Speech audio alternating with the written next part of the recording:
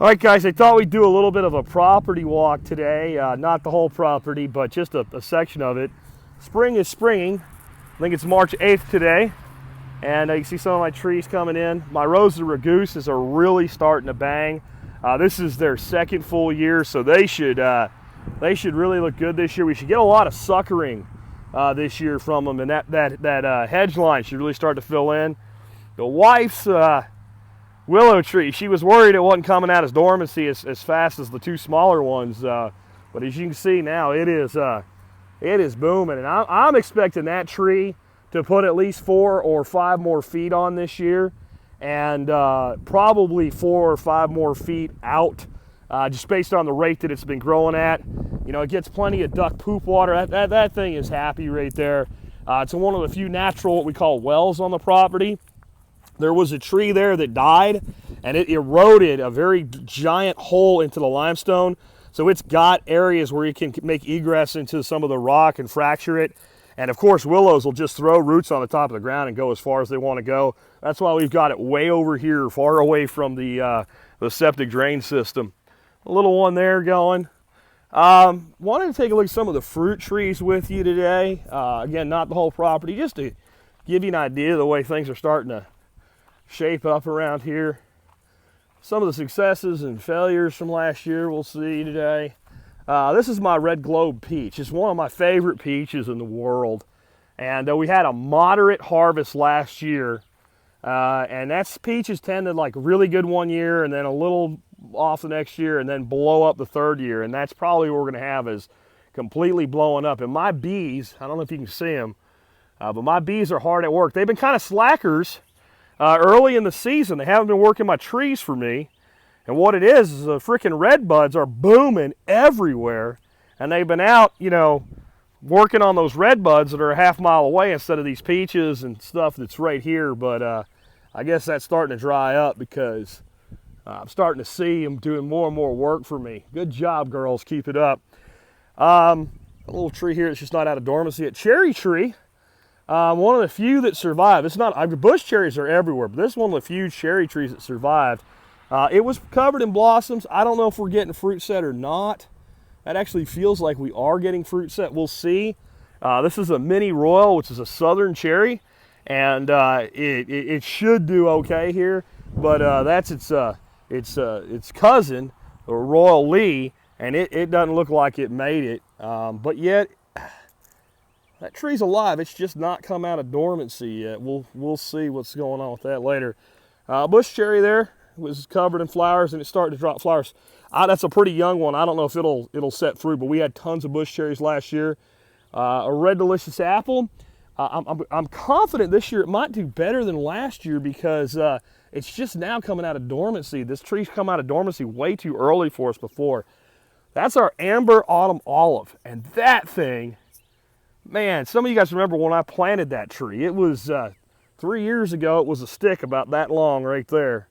And in 3 years, look at that. And that's just fixing nitrogen.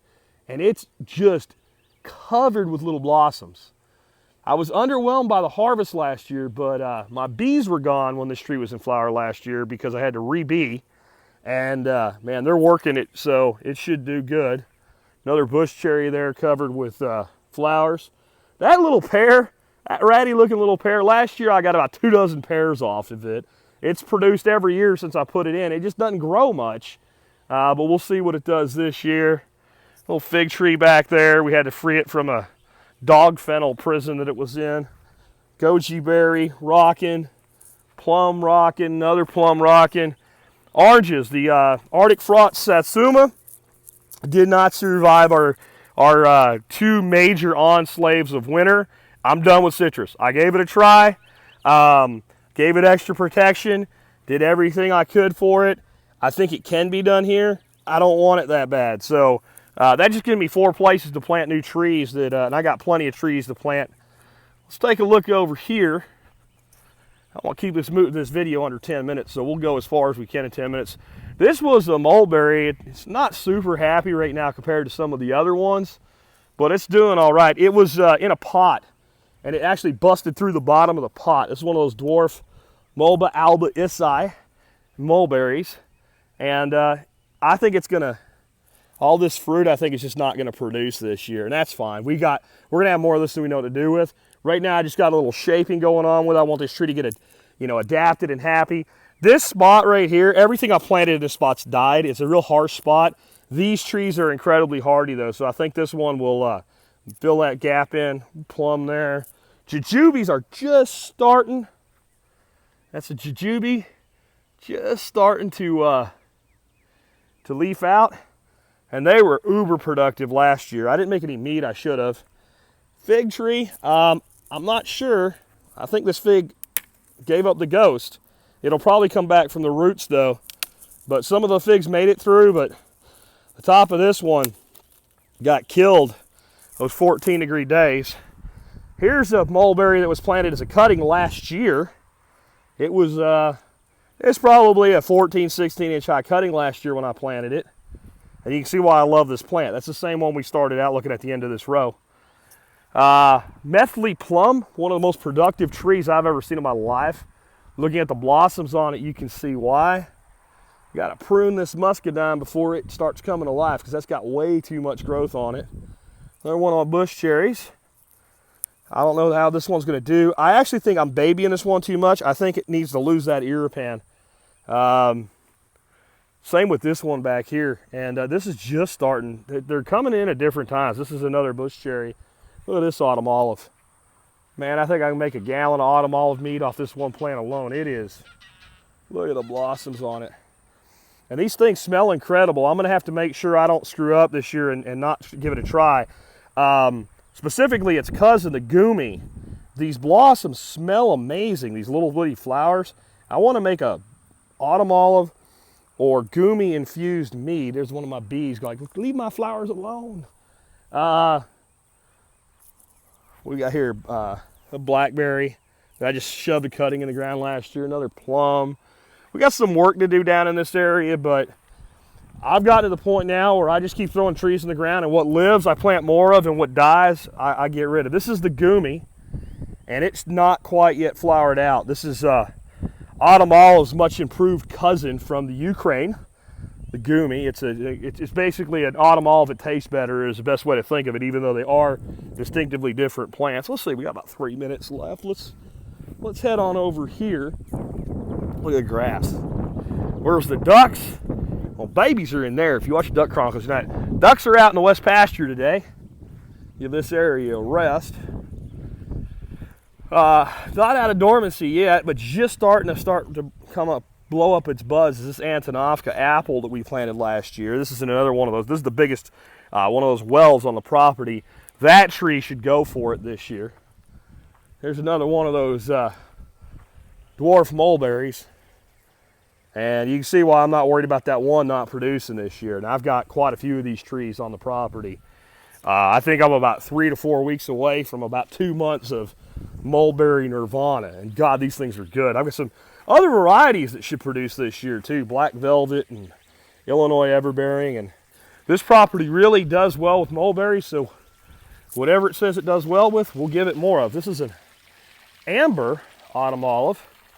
The designer autumn olive, and it is loaded down with blossoms this year. Didn't produce last year. Looks like it's going to this year. Another plum here. And another little plum. Another fig that didn't make it through the winter. We'll see if these guys come back. And this is a almond. Little peach. That peach there is actually rootstock. That's the oldest tree on the property. It was a fruit tree. It was planted by the last guy that owned this property. That was the tree, and the tree died, and it came up from the rootstock. It's probably Lovell. They're not very good peaches to eat, but they're huge, and they produce late in the year. And guess what? They make just wonderful peach mead or peach brandy. And that's a pluot looking good there. I don't remember what this is. It's some sort of plum or pluot or plum cod or something. It's a cotton candy plum cod, and it looks like we might get some fruit off of it this year. And this is my prize mulberry, man. This thing is just insane. Just rocking it. Got the cord stuck there. That's probably, I think it's an apricot. I've gotten to where I stopped trying to know exactly what every tree is when it bears fruit. I look at the fruit and I know. And locusts are still not budding out this year. That black locust was a seedling last year. Got a couple of them in here, nurse trees. We've had hard times getting stuff to grow. Put that locust in there, get those roots in the ground, and then we can coppice it back. Real quick over here, this is where we're going to be putting another water tank in. Decided to dig it out. It's going to be about 3 foot high. We're going to line it with a rubber liner. It'll hold about 1,100 gallons of water. It will not tie into that system. It will be an independent system. It's a good thing to have separate systems at times for isolation purposes. This pear is, yeah, it's setting fruit like mad. Boy, having the bees here for this time of year is going to pay off this year. Plantain banging. Everything's looking good, guys. So that's as far as we'll go today. We'll catch up with you again sometime. We'll walk another piece of the property.